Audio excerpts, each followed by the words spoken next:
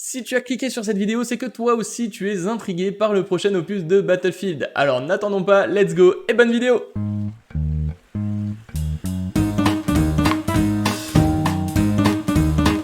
Hello YouTube, c'est Sefigame et bienvenue sur ma chaîne. Je suis un YouTuber qui te propose chaque semaine, le mardi et le vendredi, une actualité gaming et hardware à partir de 18 h.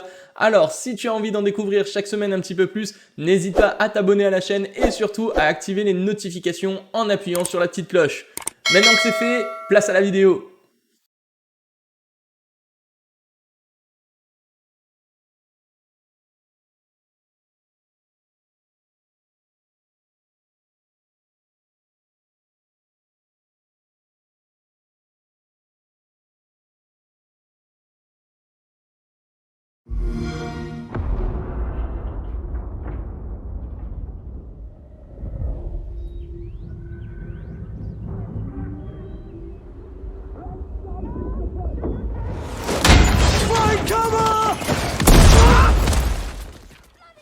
DICE n'a absolument plus besoin de faire ses preuves côté FPS puisqu'il propose toute la licence Battlefield et on sait que c'est une licence qui fonctionne et qui est toujours de bonne qualité.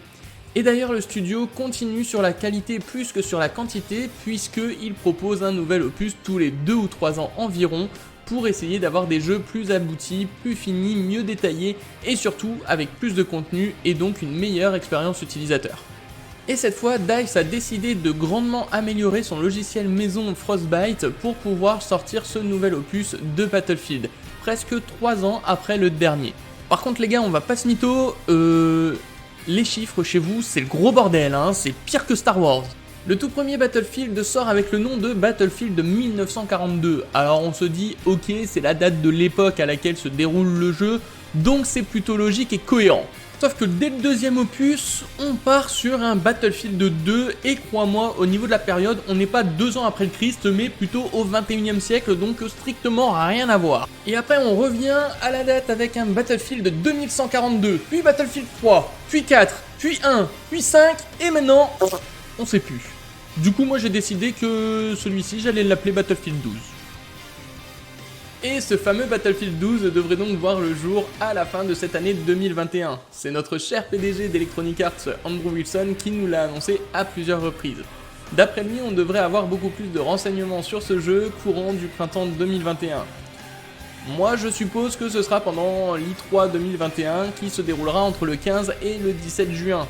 À cause de la Covid, bien évidemment, ce sera uniquement en ligne, mais au moins pendant cette période, on devrait découvrir d'autres images du jeu et surtout d'autres renseignements plus que d'autres rumeurs.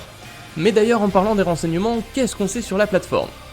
Pour le moment, bien qu'on ait la certitude que le jeu sortira sur PS5, Xbox Series X et S et sur PC, on n'a aucune information de la part d'Electronic Arts concernant un portage sur PS4 et Xbox One. Après, il faut dire que ces consoles ont quand même plus de 8 ans de service derrière elles et donc vont pas permettre forcément aux développeurs de proposer un jeu avec toutes les fonctionnalités et surtout avec tous les graphismes qu'ils pourraient proposer sur les nouvelles générations.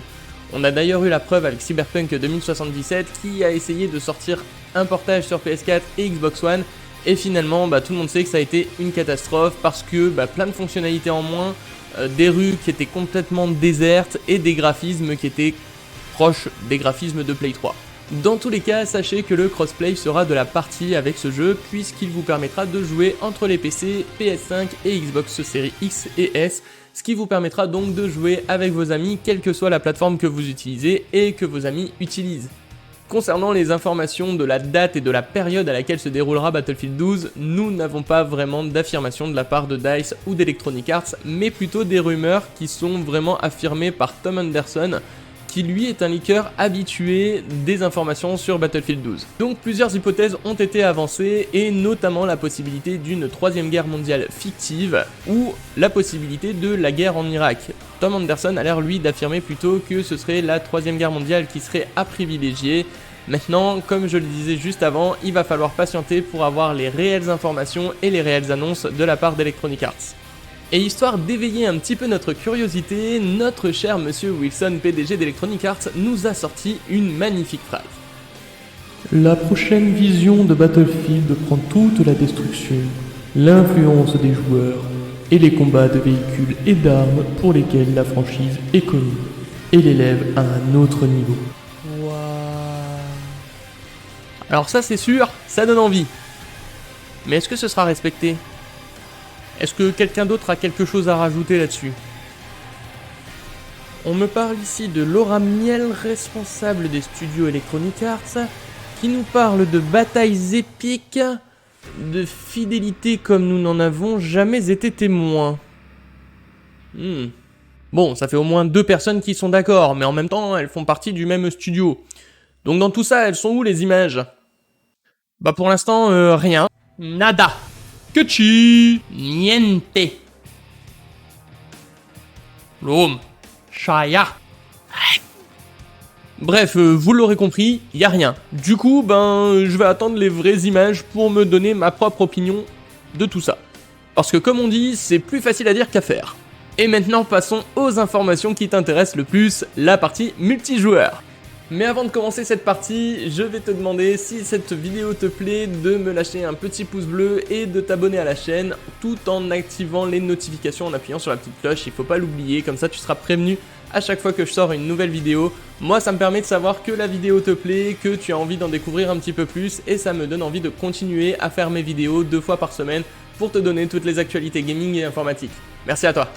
Et merci pour ton pouce bleu, ça fait plaisir. Donc maintenant revenons un petit peu au mode multijoueur de Battlefield 12 avec Andrew Wilson qui nous a annoncé des maps À une échelle jamais vue, et une guerre. plus massive et immersive. Et effectivement, notre leaker Tom Anderson nous a affirmé que les maps pourraient accueillir jusqu'à 128 joueurs, soit du 64 contre 64, ce qui est vraiment intéressant et ce qui donne un côté vraiment immersif aux guerres et aux batailles, quand on est habitué à du 6 contre 6. Call of Duty. Il faut savoir que DICE avait dans ses cartons également un mode Battle Royale pour concurrencer le Warzone du côté de chez Activision.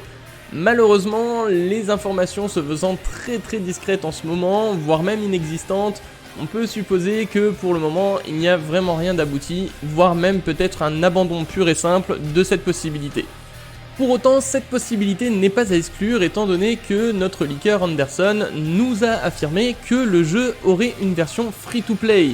Autrement dit, il va y avoir au moins un mode de jeu qui sera free-to-play et je vois mal Electronic Arts se proposer le mode multijoueur gratuitement, donc il y a fort à espérer que ce soit effectivement le mode Battle Royale, tout comme Activision le propose en ce moment. Une autre possibilité serait qu'Electronic Arts décide de sortir le mode campagne en version payante et le mode multijoueur en version gratuite.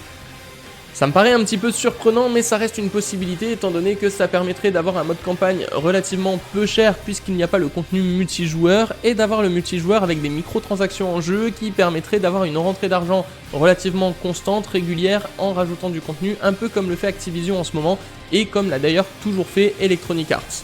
La dernière possibilité serait qu'Electronic Arts décide de sortir le jeu de manière payante pour le multijoueur et gratuite pour le mode campagne. Ce qui permettrait encore une fois de faire découvrir aux joueurs le jeu en solo et de pouvoir éventuellement basculer sur le multijoueur, mais cette fois-ci en payant, de manière à ce que Electronic Arts puisse quand même avoir une rentrée d'argent. Est-ce que ça empêchera les microtransactions? Je ne crois pas, Electronic Arts a quand même toujours été très doué dans ce domaine-là, surtout qu'Activision le fait également, donc je pense que ça continuera dans ce milieu-là. Mais au moins, on peut se donner une première idée, ou plutôt 3 idées de ce qui pourrait arriver, donc soit le Battle Royale en gratuit et le reste en payant, soit le multijoueur payant et la campagne gratuite, soit la campagne payante et le multijoueur gratuit.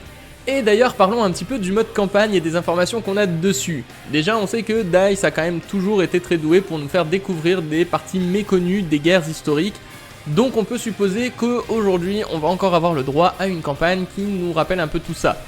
Et dans Battlefield 5, le studio a même décidé de faire plusieurs petites histoires plutôt que de faire une grosse campagne, ce qui nous a permis de découvrir plusieurs personnages et donc plusieurs histoires différentes.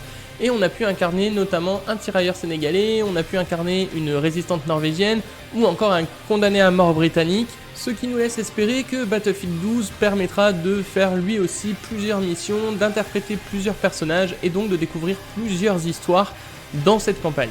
Et d'ailleurs, notre ami Tom Anderson affirme connaître déjà 2 des histoires proposées, notamment la possibilité de devenir un militaire américain qui est en train de défendre ses rues face à l'envahisseur aux États-Unis, et d'un autre côté la possibilité d'incarner un Britannique, donc un agent du MI6, qui lui sera infiltré dans l'Europe de l'Est. Aujourd'hui, malgré pas mal d'informations sur le jeu, il y a quand même beaucoup de rumeurs et de leaks sans être réellement informés et annoncés de la part d'Electronic Arts ou de DICE.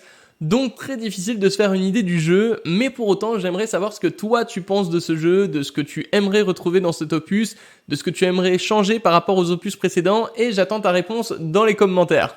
Et n'oublie pas que dès mardi 18h, tu auras la possibilité de découvrir ma prochaine vidéo qui sera une actualité hardware. Pour le moment, je ne t'en dis pas plus, mais je sais qu'elle va t'intéresser. Donc, je te retrouve mardi soir à 18h. Tu peux aussi me retrouver en attendant sur Facebook et sur Twitch. Tu as les liens directement dans la description.